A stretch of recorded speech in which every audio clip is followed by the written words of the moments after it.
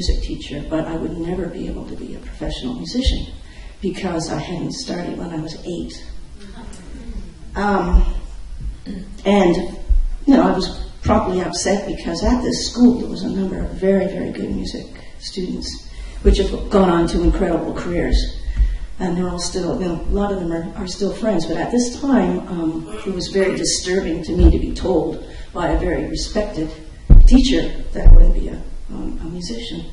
And I probably told him to go someplace and cried. But I still had it in the back of my head that he was correct. So I was always kind of suffering from this. And I finally, after deciding I really wanted to play jazz, I went to York University, auditioned, and I didn't get in. I still feel I didn't get in because there was bagpipers underneath the window playing. But I didn't put my foot down and say, I want another audition.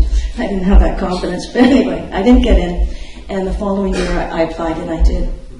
Anyway, I very quickly just, loved music, and I was not an academic, and I didn't really last at university for much more than 6 months, but I met my partner of, I guess, almost 36 years now there. And down the road, we formed a music group. And he took the back seat in the sense of letting the group be called the Bunnett Quintet. And he's, of course, been, my partner, Larry Kramer's been, an incredible supporter and strength to me. And so for a number of years, we just sort of, plowed through and had a great deal of fun, and learned a lot playing music, and then I won't go all into the various things that we did over the years, but I guess it was about 1982 we accidentally happened into discovering the Cuban music.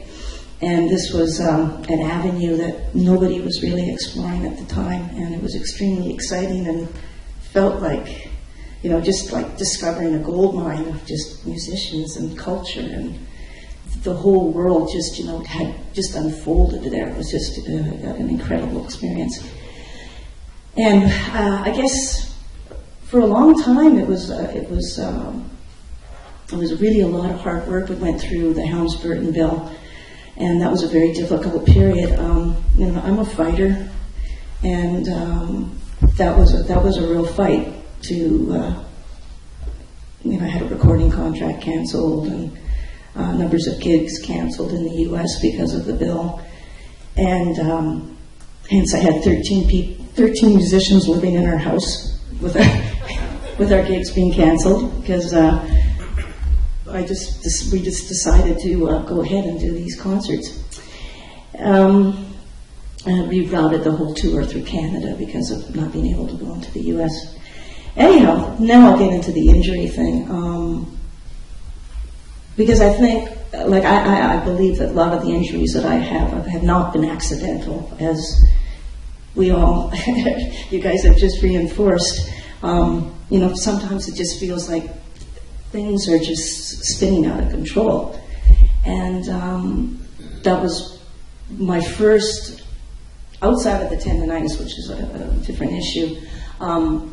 Just a few years ago, I had 3 years ago, 3 years ago, I severed the tendon in my pinky, or tore, I should say. And I saw a surgeon and a number of people concerning my finger, and the last surgeon that I did believe in. And when it came time to take all the contraptions off my finger just collapsed after 6 weeks of canceling tours, etc., to let it repair. And the first thing the surgeon said to me was, I didn't promise you it was going to heal. That was his reaction in the room. And I was smart in the sense that I asked the physiotherapist that I had been working with to come into the room because I really trusted her and I really liked her. And I just saw the arrogance of this doctor and just the way he was treating this woman who had been working with me every week, who I felt knew way more than he did in a way, in the sense of actually helping me to get better. And also, too, her positive energy and just that, you know, she was compassionate, but she was also very in tune. And so I was totally destroyed, you know, when my finger didn't heal, and I went to see somebody else, and they were going to put a pin in it. How am I doing? My arm is right out. They were going to put a pin in it, and this woman, this hand surgeon that I saw, she said, you know what, I would not get the pin in it because at least now you're going to be able to sort of control whatever will happen. But once you get the pin in that, it'll be done deal, and you don't have to play with it like that. Anyhow, so that was my first injury, but with that injury, it went up into a rotator cuff issue, which has been extremely painful for about 2 years now, like excruciating. Right now, it's much better in the last few months, but I have been suffered with it a lot because of this pinky issue. And then the other accident, try and make this story pass, was just 3 weeks before a show that had been booked for almost close to 2 years here at Critter Hall. I fell in my neighbor's, just out front of my neighbor's, because she didn't cut a bush down, and I caught my foot. I went down 3 weeks before a show, sprained this hand, and I thought this was a sprain, but didn't find out after a second x-ray that it was a fracture. So I saw a number of doctors, and 2 doctors, and they both told me that I could not do the show. I also had a U.S. tour in November, and they told me that I would have to cancel that and that I could not play until the first or second week of just this January. So what I did was, that day that I heard that, I got my x-rays, I ran back to St. Joe's Hospital with my x-rays at 4:45, and I found the woman that I'd worked with checking out. She was at the computer, she was checking out on a Friday. It was 4:45, and I basically said, I have my x-rays here, you got to help me. I have to do this show. I knew this show at Critter Hall was going to go on with or without me. I'm a totally, I don't have a teaching position at a university. I don't have any concrete, regular musical, what do you call it, a job? Do I have a job? Anyhow, I don't have a job. So I make my living solely from performing. And so for me, this gig was like, I have to do it. And even though back in my head, I just didn't know. Anyway, I went to see her, and she put the x-rays up. She looked at the fracture. She said, you know what? I'm going to make you something. You're going to be able to play. This injury is not as bad as everybody's telling you. You will be able to play.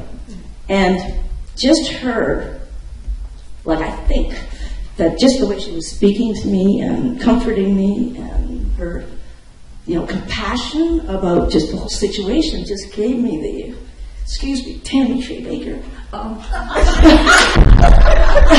gave me that strength, that I could do it. And and the thing was, it was money.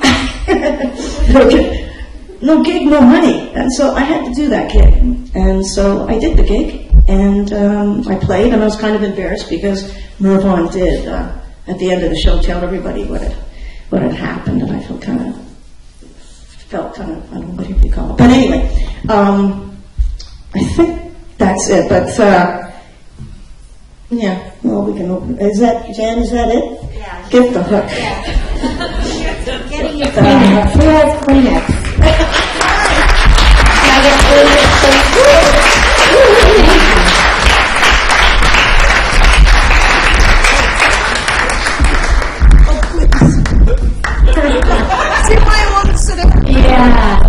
I was at that concert, and you had borrowed somebody else's saxophone, right?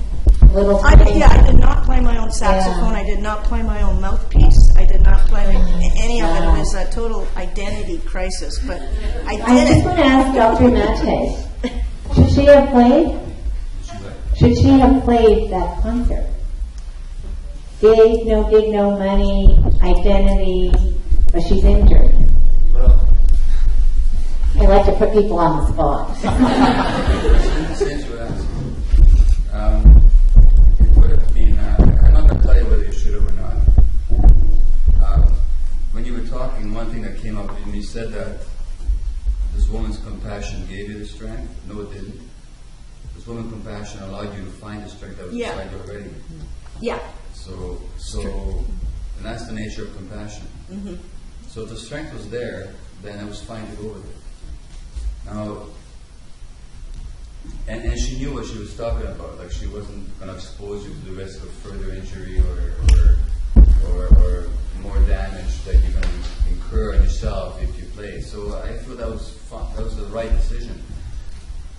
However, had she not done that, had she not been able to say to you, look, I'm comfortable that you do this,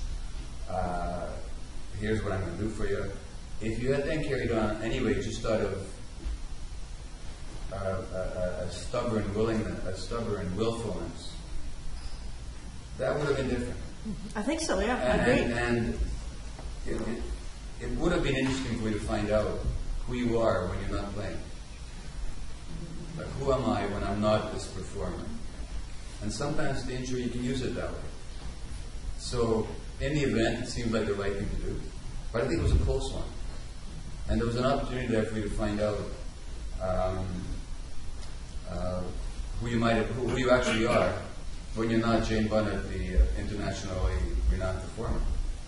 And so those are my thoughts on it. But you never, you know what? You never feel like nobody ever feels like that. I mean, in pure sense, like for me, it was seriously financial. Yeah. I mean, like the show was going on without me, and I would have just been up there introducing everybody, introducing the band, and it's like there was people coming from all over, and I just had. But I totally agree with you. She gave me the confidence to say, and I should mention too, like this is kind of a weird thing, but I will mention anyway. A couple friends, like somebody gave me some Percocets. I didn't take it. Somebody gave me some Oxycontin. No, because I was desperate. I mean, I was desperate. I'm going to do the show, and I tried it at a rehearsal, and it was the most awful experience I've ever had. Like, I mean, because at least, I mean, I'd rather play with pain and feel something than, like, it was just like all the musicians, and it was like there was a wall up between everything, and I couldn't feel anything. It was such a strange feeling. So I opted not to take anything at all for the show. Good girl, huh? Okay. Drug free. Thanks. I understand why you cried when you got that compassion. I understand that. I think people, I'm doing it wrong. Yeah, it's not my strong point. But thank you, Dr.